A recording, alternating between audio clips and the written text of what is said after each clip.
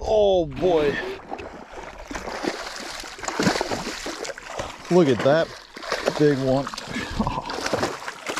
He picked it up, swam off with it, dropped it. I looked at the active target and he turned around, chased it right back to the bottom, and I just saw the line bounce. Dang. 4-pounder on the old big jig right there. Dang, that's a nice one. Real nice one. That was awesome. I was like, I saw that line swimming out. I stepped back to set the hook and there was nothing there. And I looked down and I see the fish chasing my jig back down. I let it hit the bottom. I just saw my line go dunk. So I set the hook.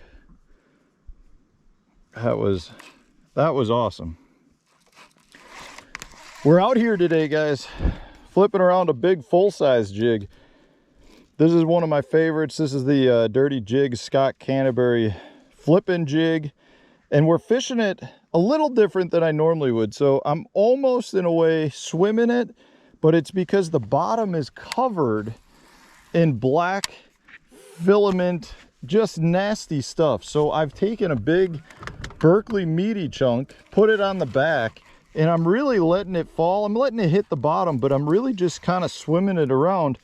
And because I'm not threading the bait all the way up, I'm really allowing that bait to kind of flutter on the bottom, and it's helping me keep from getting down into that garbage. Because if you get down into it too much, you're done. That cast is over. So it's a little tip I've done for years where I've just switched over and put on a big chunk style trailer. It's the same sort of thing that you see a lot of guys do when they're like Alabama shaking a swim jig. They put a big meaty chunk on and it just allows it to flow. Well, I'm fishing it a little deeper, but it's still working really well for what I'm looking to do. It's just helping me kind of flow over the bottom versus going right down into it. That was a good fish to start with. I don't know how much time I got today. We got some rain coming in over here, but man, love it.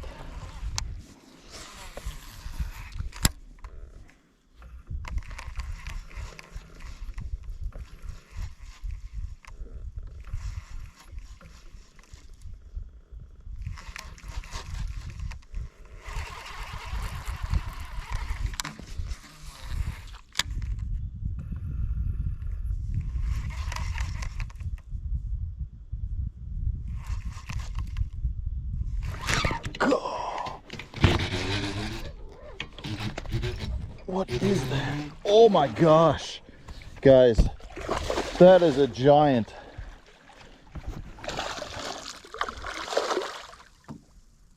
Golly, you're skinny, but look at the size of this one. Oh, dang, that is what you call scarfed. Oh, holy cow. 5-pounder. Oh, let's get you back. You'd be a 6-pounder if you actually had some weight on you.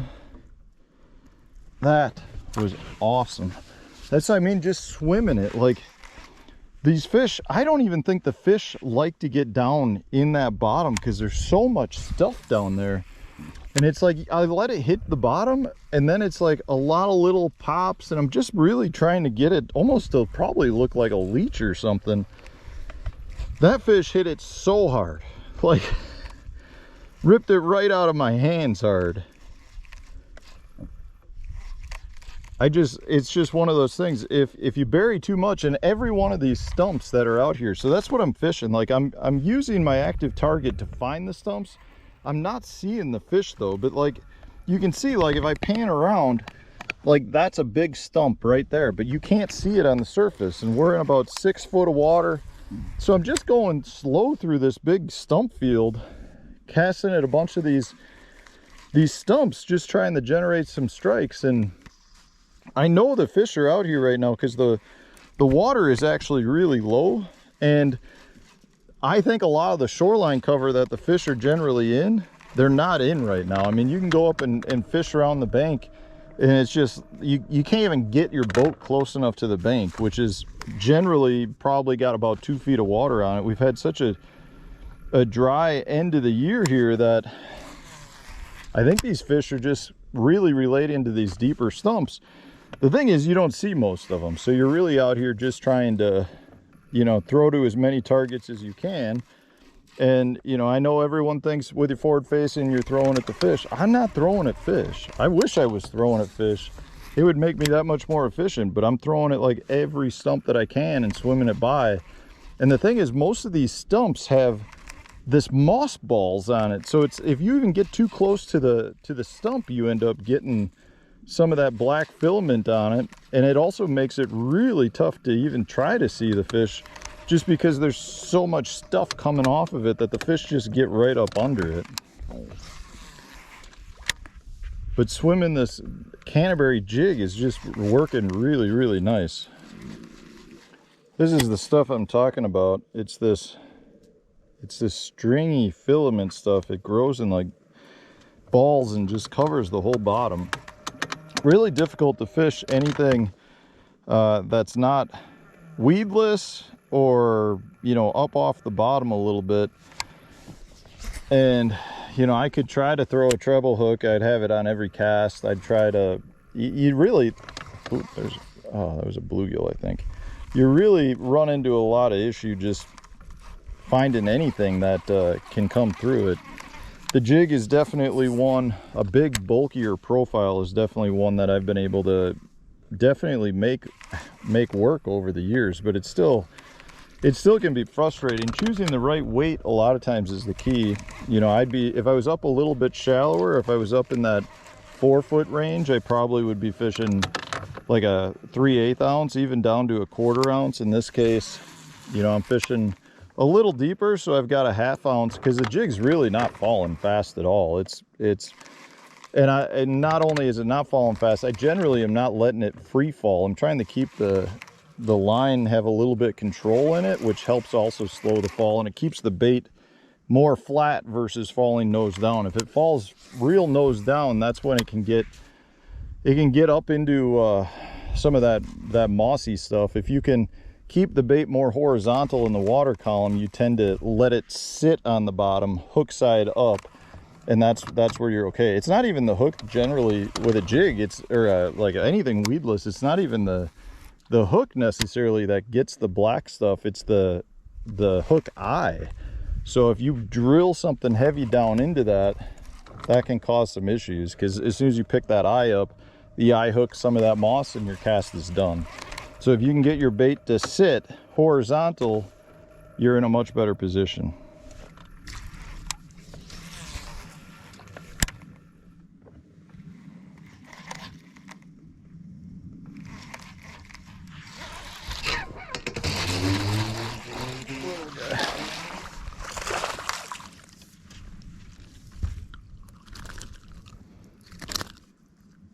Not a giant, but even a little guy likes the old big jig. Another bait that works well with this too is you can put like a creature style bait. So if you wanted to put a I don't know, a brush hog or something along those lines, that also is another one that I really like. Big profile bait. You know, if you're gonna do it, you want to make sure you've got a full-size hook though. This Canterbury one's got a big old a big hook in it where you can eat up a big chunk of that plastic if you're going to do it.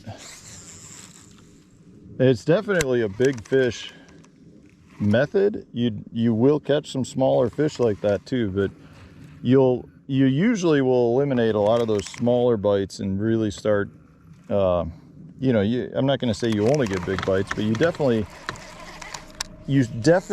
raise the average bite that you get quality wise, I feel like. And if you're on a lake that's got a lot of good quality fish, it's generally the way to go, in my opinion. So I get asked all the time what knot I like to use, and for me the Miller knot is the one I love to use with jigs. I use it for most of my fluorocarbon, but I really like it because it goes through the eye of the bait twice, which to me helps in terms of not breaking fish off. And when you're flipping a jig, you've got such, in a lot of cases, such torque, you know, from setting the hook. You're usually not at a real long cast, that having the line wrapped through the hook eye twice really helps with not breaking fish off. I think that's a pretty valuable thing. You know, I know some people argue if you go through the eye twice, it locks the line on better and you can lose some movement. Well, with a jig, I don't know that that matters a whole bunch. If you're doing something maybe where you should have a loop knot, that might come into play more. But in this case, I'd much rather have that extra strength when it goes to setting the hook on a fish.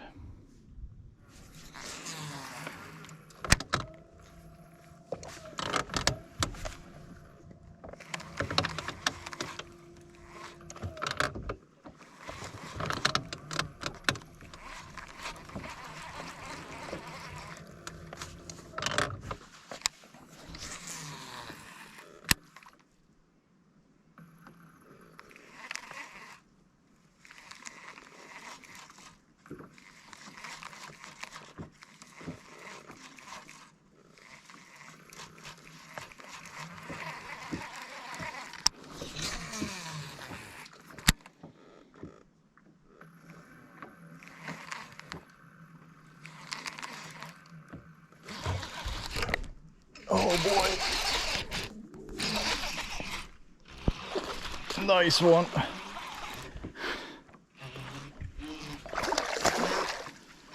This is one of the better days fishing I had in a long time, guys. That's another nice one. Come here. Right in the old snout. Nice one. It's a long 3 1/4 pounder. Whew. So setup wise, pretty straightforward. You know, I'm not throwing heavy stuff like a lot of people would think I am. So this is the Okeechobee 420 color, one of my favorites.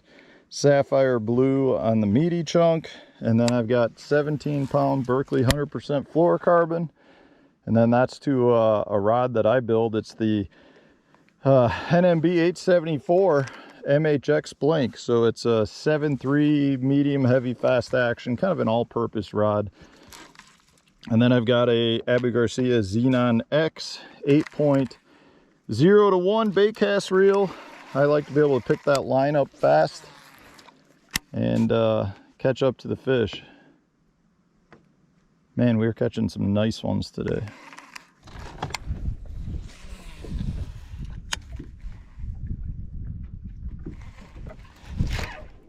Oh, that one feels good. Oh gosh. Oh gosh. Do you see these fish? Look at that one. Come here.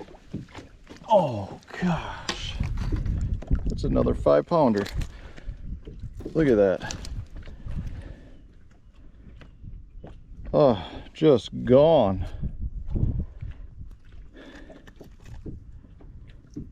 I don't have anything more to say other than grab yourself a Dirty Jigs. Look how red his crushers are. A Dirty Jigs Scott Canterbury flipping jig with a Berkeley meaty chunk and go to town. Go to town. Dang. Biggins. Thanks for watching.